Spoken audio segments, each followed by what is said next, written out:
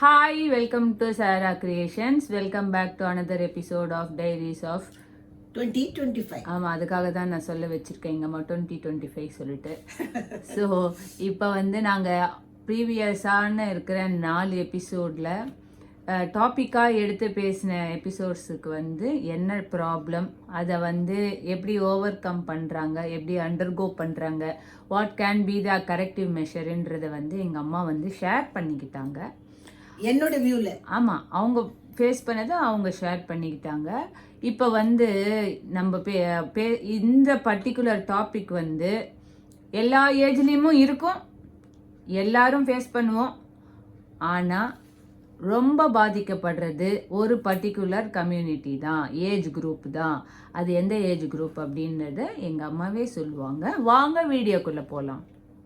So வாங்கம்மா, டாபிக்குள்ளே போவோம். ஹாய், நான் சொன்ன லதா ஸ்ரீராமன். 2 டாபிக் பார்த்தோம், ஓவர் திங்கிங் அண்ட் இன்டர்ஃபியரன்ஸ். இன்னைக்கு நம்ம பார்க்க போகிறது, நான் still I am having that problem, can not come out of it as I am coming out of overthinking and interference. Very simple, talking. நான் நான் கொஞ்சம் நிறையவே பேசுவேன். ஏன்னா it has come from my father. எங்கள் அப்பா ஒரு இன்சிடெண்ட்டோ, ஒரு ஸ்டோரியோ, ஒரு ட்ரீமோ நெரேட் பண்ணும்போது அவ்வளோ பியூட்டிஃபுல்லாக நெரேட் பண்ணுவேன். அது நிஜமாக நடந்த மாதிரி இருக்கும் கனவு. அதில் என்ன சொல்லுவேன், தட் இஸ் என்ன சொல்கிறது, ஃபஸ்ட் ஹேண்ட் இன்ஃபர்மேஷன் மாதிரி ரியலாக நடந்த மாதிரி சொல்லுவேரா. கடைசியில் சொல்லுவேன், நேற்று எனக்கு இது கனவு வந்ததுன்னு. அந்த அளவுக்கு ரொம்ப எஃபெக்டிவாக சொல்லுவேன். ஸோ நான் எங்கள் அப்பாவோட ஜீனை அப்படியே நான் கேரி பண்ணுறதுனால, அண்ட் மோர்ஸோ எங்கள் அப்பா சொல்லி சொல்லி கேட்டதுனால, எனக்கும் how to narrate a story R the incident எனக்கு வரும்னு அடுத்தவங்க எனக்கு சொல்லி நான் கேள்விப்பட்டிருக்கேன். அதனால ஆமாம்மா, அதனால நான் ஆஃபீஸில் கூட சாய் பஜனில் ஜாயின் ஆகிட்டு பாலவிகாஸ் ஸ்டோரிஸ் எல்லாம் சொல்லும் பொழுது, அது என் 2 பசங்களுக்கும் சொல்லும் பொழுது பசங்க இன்ட்ரெஸ்டிங்காக கேட்கும். எக்ஸாஸ்டிவாக ஸ்கூல் ஹோம்ஒர்க் எல்லாம் எழுதி முடித்தா கூட பெட் டைமில் நான் ஸ்டோரிஸ் சொல்லுவேன். பாலவிகா ஸ்டோரிஸ் எல்லாம் சொல்லும் பொழுது அது ரொம்ப சந்தோஷமாக கேட்கும் பசங்க.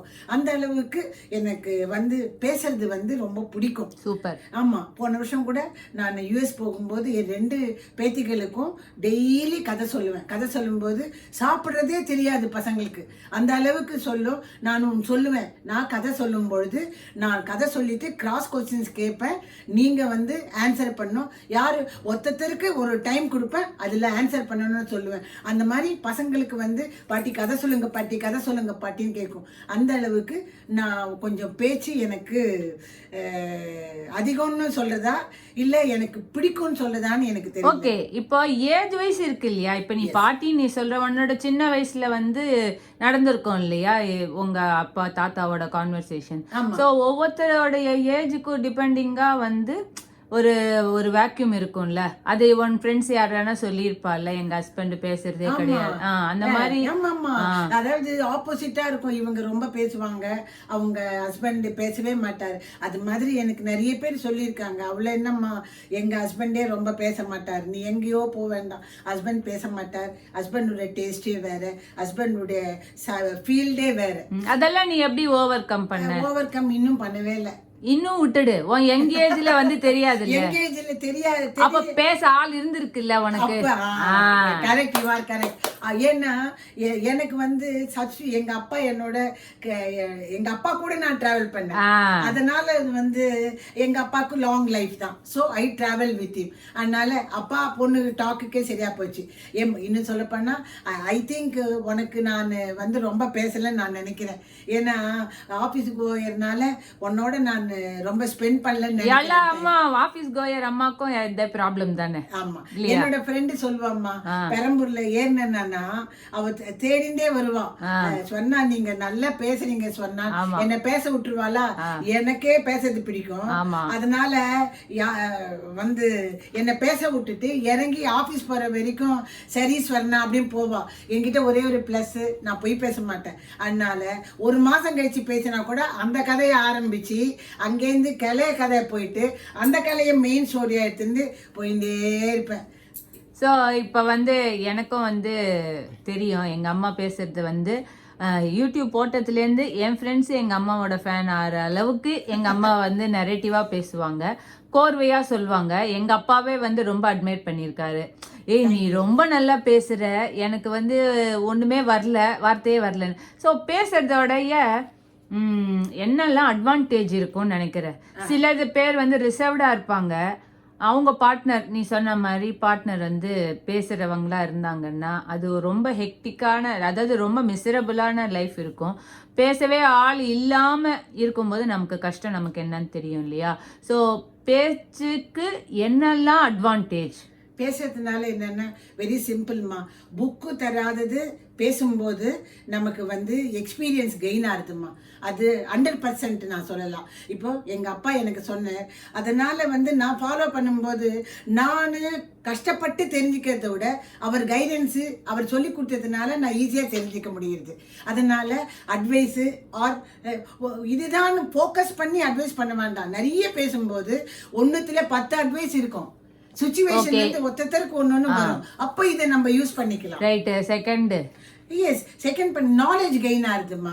அதாவது நம்ம தெரிஞ்சதெல்லாம் சொல்லி கொடுக்கணும்னு சொல்லி கொடுக்கும் பொழுது எல்லா ஃபீல்டும் எலாபரேட் ஆகுது, not a particular field. Okay. மூணாவது என்னதுன்னா how to narrate, how to talk, எவ்வளவு கிறிஸ்பா பேசணுமா, நமக்கு இவ்வளவு டைம் இருக்கு, இந்த 5 நிமிஷத்துக்குள்ள எப்படி சொல்லணுமோ எதெல்லாம் கோர்வையா சொல்லலாம், நிறைய டைம் இருக்கா எலாபரேட்டா சொல்லலாம். இதெல்லாம் by practice. Only when we talk we can develop that vocabulary. அந்த டங் நல்ல ட்விஸ்ட் ஆக வார்த்தைகள் சரளமா வரும், கிளாரிட்டி இருக்கும். ஸோ இப்போ வந்து பேசுறது வந்து முதல்ல யார்கிட்டேருந்து ஆரம்பிப்போம்? தாய்கிட்டேருந்து ஆரம்பிப்போம்.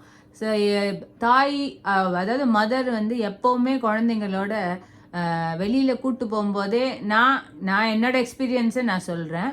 நான் வெளில கூப்பிட்டு போகிறேன்னா சும்மா வந்து இங்கே போயிட்டு வர்றது கிடையாது. நான் போகும்போதே இதை பாரு, அதை பாரு, இதை கற்றுக்கோ, அதை கற்றுக்கோன்ட்டு நான் என் 2 பசங்களுமே சொல்லி தருவேன்.